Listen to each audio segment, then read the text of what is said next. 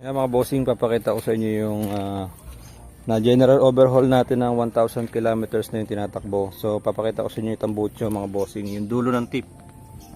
So ayan, yan yung dulo ng tip niya mga bossing. Makalabang makikita niya mga boss, diba? So tingnan natin spark plug mga boss kung ano itsura nung tip ng spark plug natin. So pakita ko sa inyo mga bossing. Luwagan lang natin ito mga boss.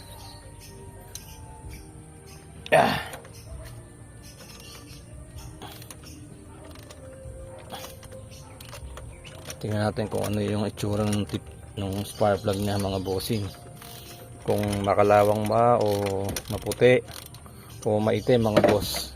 So dito natin malalaman mga bossing. Check natin. So kasi yung sa akin pinakita ko sa inyo kahapon, nakita nyo puro kalawang mga boss. So ibig sabihin maganda yung naging ano nun, naging tono natin sa makina. So dito tingnan natin dulo ng tip mga bossing.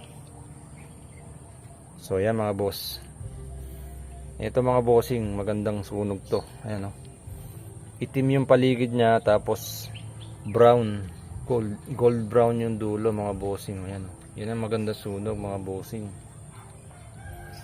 So solid mga boss. Ayan, nangangalawang siya. Maganda na sunog nito mga boss. Pagka ganito yung sunog mga bossing, alam nyo na, malakas sa gasolina. No, biro lang mga bossing. So matipid sa gasolina to, tapos malakas yung hatak mga bossing. Alright.